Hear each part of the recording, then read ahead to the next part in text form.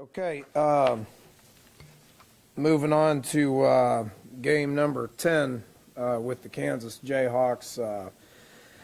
The motivation this week, obviously, continue to move forward.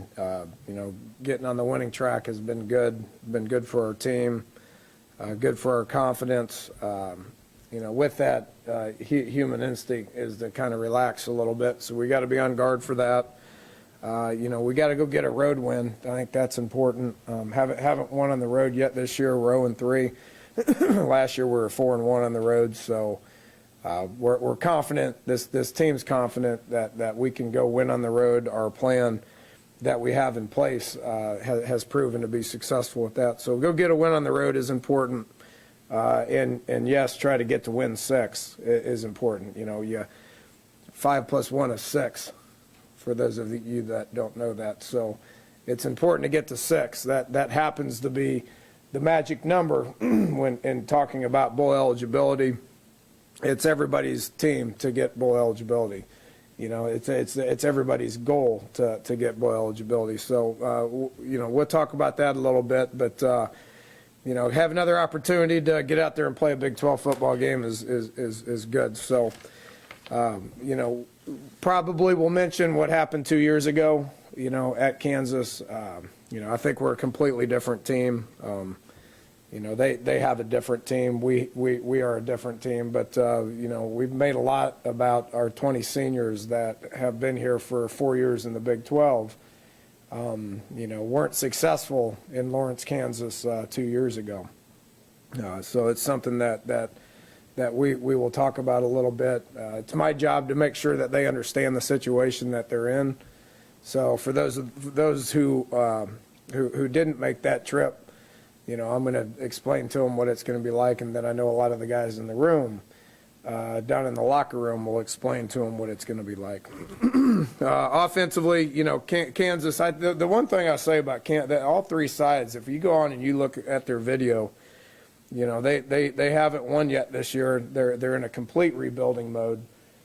David Beatty's a good football coach. He's going to get it going there. It's going to take a little bit of time, but he's a great recruiter, and he's going to continue to get talent to Kansas and continue to get better. You can already see that being the case.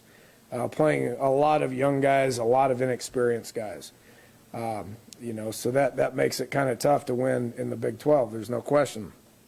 But the one thing that you can see when you put on all three phases of their game is their kids play their tail off. I mean, the effort that they play with is very, very apparent. And you can see that on video, that they play hard, and it doesn't matter first quarter, third quarter, fourth quarter. They play their tail off. Their schemes are good. They offensively, they're pretty similar to us. Their OC, Rob Likens, came from Cal. Which runs a similar style of offense that we do. Coach Beatty came from Texas A&M, which obviously runs a very similar style of offense that we do. So they look very similar to us. They're about 50-50 run-pass. They're going to get into multiple sets. They got a freshman quarterback that's continuously getting better, that does a good job of throwing the football. And they got some good backs that run hard. So, it's not going to be easy by any stretch of the imagination. These guys are getting better, and they play with great effort. Defensively, if you remember what I said last year about Clint Bowen, same thing is true 100% this year. I think he's one of the better defensive coordinators in the country. Their scheme is good. Their players are technically sound. They play with great effort. They're never out of position. They've played well in spurts defensively. And the one thing that when you look at it, you want to look at it when you see some of these numbers and the stats that they've been put in, situations that they've been put in. You look at it and you don't think it's going to look good, but I tell you, you put it on and it's looked good for 10 straight games. They've gotten better, and again, they're playing with a lot of guys that are new, and they're continuously getting better. So I think last week against TCU shows exactly what I'm saying. They played TCU hard. They played them tough. They had a chance to win that game. TCU is a good football team that's won 17 out of the last 18 games. So that shows that Kansas is getting better, and they're going to give us everything that we want. So with that, we'll take some questions. You kind of mentioned it. They're in a rebuilding mode. Coach Beatty, he actually faced a pretty significant shortfall in the scholarship department. I think it was like 65 he had when he came into the job. As someone who knows, what it takes to assemble a roster, what kind of challenge is that, being behind the 8 ball in terms of scholarship players, and how would you address it if you were in a similar situation? Well, it's not something that's going to get fixed overnight. Never, we were in the 60s when I was, several years ago here too, and you can't use it as an excuse. You gotta put guys in position to get out there and play Your frontline guys can be fine. It's the depth issue that gets you. That's where it gets you. And over the course of a season, over the course of a game, when guys get hurt, you're plugging guys in that they're either not good enough to play or they're not ready to play yet, for whatever reason. And that's really where it gets you. And what I've seen is over the past 3-4 years, our backups that go in, our special teams guys that are consisting of backups are able to play at a much higher level. So, I know what he's going through. He's going to do a good job. He's a recruiting machine, so he's going to get out there and recruit hard. And over the course of 3 and 4 years, you got to sign the maximum number of people that you can sign. They have to qualify, and then you need retention as well. Danny, with the run game you have now, how important is it that you keep a deep ball presence? Obviously, Javon the other day, but to keep defenses spread out, do you have to have that? Well, you do, but what we've seen is because we have a deep ball presence and because we can run the ball, it's the intermediate stuff that they're giving you. So, of the 10 passes that we completed, the 12 passes that we attempted, only one of them was really a shot. Okay, if you go back and look at at TCU, and Texas Tech played us just like just like Texas played us. TCU, we had those shots, which is why we were taking shots left and right. If they take away numbers in the run game and don't play people way off, we're going to take shot after shot after shot, and we have guys that can be successful when it comes to that. But if they're playing everybody back, and taking away the run, then you got to do a good job with the intermediate passing game.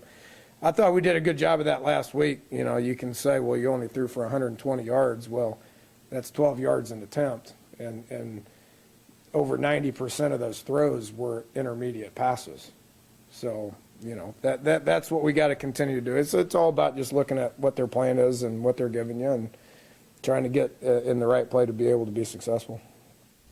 Do you think that the lack of those deep shots is a part of is maybe part of the reason why the past 2 games that we really hadn't seen Shelton Gibson do quite as much offensively? Yeah. I'd say that's the biggest reason, but Shelton will be the first to tell you that he's got to work hard and right place, right time, and get open underneath, and not just deep shots, but get open underneath. Let's say this about Shelton, though. If he's not being productive in the pass game, he's going to find something else to do.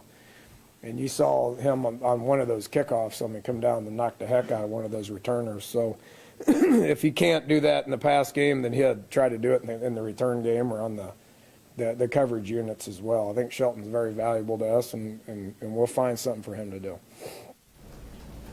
Dave, you've mentioned, assume somewhat jokingly, about Wendell not being able to score many touchdowns. That's really not a joke. Well, It's just a fact. okay. I mean, how do you rush for 12 yards of carry and not score? What needs to happen for him to get in the end zone more? Is it something he's doing? Is it downfield blocking? I thought it was me not showing him where the end zone was, but I showed him that about 10 days ago. We went out at practice, and I explained to him what that line was where the turf changes color. And so he can't blame it on me. I don't know. We give it to him a bunch. We open up holes that are as big as this as big as this screen. He gets from point A to point B, which is about 12 yards, as fast as anybody I've ever seen. The rest of it's up to him. So it's more so about him making people miss. I was just wondering if receivers. I think receivers are doing a good job downfield blocking. Especially this past week. Now, that hadn't been the case all the time, never will be. But I think this past week, I thought our receivers did a good job downfield. Maybe it has to do with Texas having really good athletes and closing the gap and making tackles. They started cut blocking recently. Your receivers. We did that about 3 weeks ago. We did. That wasn't for the run game. That was for another reason. By no means am I selling Wendell short. He is our guy. He's as good of a running back as I've ever been around. I mean, he's got confidence. He's reading blocks. He's getting through there as quick as anybody I've ever seen. I don't know. Why hasn't he taken 160 yards to the house? I don't know. I'm sure he don't know either.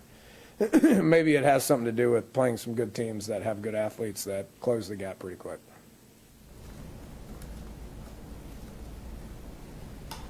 Is Yodney still day-to-day, or is he maybe going to shut down for a while? Or? No, he's not shut down yet. I'd tell you if he was. He's not shut down yet. He's probably going to see a little practice time for the first time. He did not last week. We'll probably see some practice time this week, and then we'll see how that looks. Speaking of talented or athletic defenders, what have you seen on film of this Fish Smithson for Kings? Yeah, he's a good player. He's a new guy, junior college guy, came in from California. He stands out. I mean, he's leading the Big 12 in tackles. And I think you'd probably rather have your linebacker lead the team in tackles, but he's a good player. He shows up. He's got a couple of interceptions and looks athletic when the ball's in the air. He turns your head. He turns your head. So, and it's hard to do that as a first-year player. So give him credit for being able to adjust really quick and make the plays that he's made. Coach, when you look at the way Karan's come on in recent weeks and you think back to the other players you've gotten out of Lackawanna, like Kevin, Mark Lewinsky, how important has that connection become for you guys over the past few years? Huge. It's been big. Coach Duda does a great job up there. I mean, they won a ton of games again this year. So that's Dayron Wilson came from there as well. Wolf, you could probably name 2 or 3 more that come from that direction. Glowinski's obviously a great player, Kevin, and Karan's doing some good things as well too. So, he does a great job up there, and we're always looking for guys to be able to help. You talked about turning to the run game for a couple of years now. Look a couple of years ahead. What kind of offense do you envision? I mean, what you see now, pass game 50-50, 60-40, what is it? I think in a perfect world, I made reference to this, I believe, to Tony on the radio show last week, that I'd much rather be in this situation right now than the other way. We can run the ball as good as anybody I've been around. Okay, any team that I've been around, we're still. I mean, we have a chance to do good things pass game wise. We've proven to where if we couldn't throw the ball, we wouldn't have won that game last week. So we've proven to where we can make those throws and make those catches, and I'm pretty confident in the scheme that we do. I think that's been proven over the last 2 decades to be successful. I think in a perfect world, you're about a 50-50 team, and if the defense is taking away one, then you can effectively attack that defense with the other. It's harder to get in the position that we're in right now with the mindset of being able to run the football than it is to be able to flip a switch and get that mindset from your team, overnight, or if they're giving you the pass and the conditions are not allowing you to be able to throw it the way that you want to throw it, you can't just flip a switch and be able to have that mindset to be able to run the ball. What about the 2013 game specifically might you revisit with players this year? What year is that? The loss in Kansas. I already mentioned that it'll get brought up. I think that's all I really need to say about it. You're talking run and pass. On Saturday, you threw the ball 12 times and won a game. Mike Leach threw it 57 and pulled off a win. I mean, is there no really right way, or is there one way better than the other, or? The right way is whatever you did in order to get the win, I think is the appropriate way to be able to phrase that. I mean, I mean, you know, whatever you got to do to win, that's what I've resigned to do. So I could have been worried about stats and done something to screw that game up pretty easily. For the last 2 weeks, I could have done that. So, you know, we'll come up with the game plan. I think our offensive coaches are doing a good job of coming up with a game plan that fits our personnel. You know, getting these guys to understand what we got to do to move the ball, get first downs, get enough points to win, manage the game the appropriate way, whatever that means. You know, go fast, go slow, huddle, don't huddle, whatever it is, do what we got to do to finish the game and add one victory into the win category. So I've been on that other side too, you know, where we've thrown the ball 60, 70 times and won. And that's what it took to win, and that's what we did. What kind of difference had maybe seen, you know, from an emotional, from a psychological standpoint in this team, from where they were maybe 2 weeks ago, coming off those 4 losses, to where they are now, where you guys have kind of rebounded? Not a whole lot different, to be honest with you. I mean, our team is still the same.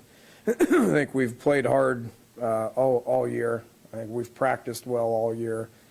You know, even leading into those games after that 4-game stretch, our guys still practiced hard, played hard, and I had no doubt that they would go out and continue to do that. So not a whole lot. It's a little easier to refocus your guys, you know, from eliminating doubt or, you know, capitalizing on confidence, you know, after a win than it is after a few losses. There's no doubt about that. But I think this team is motivated, and it means a lot to them, and it starts with those 20 seniors. To whatever the situation is, they will attack it head on and do their best. And in the offseason, we talked a lot about forcing turnovers, the importance of it. That being said, did you envision it going this well this year? You guys have forced a number so far.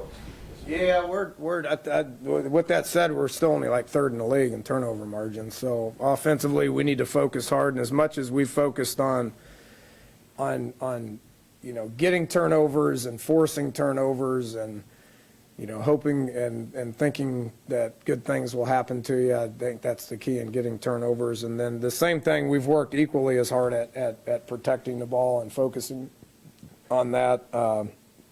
I believe we've got 9 picks and 6 fumbles, if I'm not mistaken. So you got to keep focusing on it, you know, and we will. So all that, what have we done? I ain't telling you, but we're going to continue to do it, and hopefully it will help us win the next few games.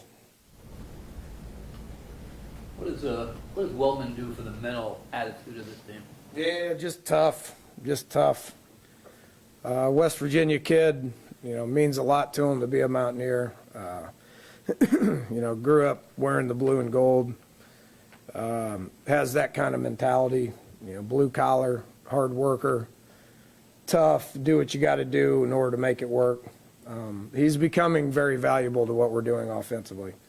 He wasn't able to do this a year ago as a redshirt freshman.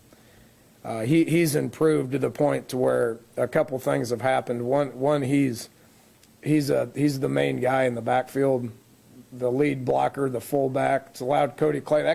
Cody Clay's been that guy for 3 years. Well, now Cody can go be a tight end to get us an extra gap up front. And Cody's improved his game. You don't see it because he's just like one of the offensive linemen pretty much. But he's allowed Cody to do good things up on the line of scrimmage. You know, Eli being the lead blocker, he's getting after people pretty good. And now the element to sneak him in the flat and throw it to him, we've talked about that. He's good at that, and now we're starting to hand it to him some. So he's becoming very valuable with what we're doing. That's why he was the player of the week last week. With Darryl, he's made a couple of big plays for you guys in the past 2 weeks, but struggled, I guess, a little bit during the month of October. Did you see his confidence ever waver? And Well, you go up against some of those guys he went up against. I mean, three of the guys he went up against are all up for the Blitnikoff right now. So those guys are really good. And I don't care who you are at corner, you go up against those guys, you're going to get beat at times. So he did. He was battling through an injury, and he came back, and that happens. A good corner's got to have a short memory because they're going to get beat. And Daryl has bounced back and played really, really good the last 2 weeks. Danny, you happy with the pass rush? It seems like Noble's had some pretty big games these last two. Yeah, better. It is. It's better. It's better than it has been in the last few years. So Noble's doing good, and again, Gibby's doing a good job of scheming some things up. We can't just rush 3 all the time. So he's doing a good job of scheming some things up, and getting some of these backers and safeties there as well. That should be, that should be a key moving forward for the remainder of the year.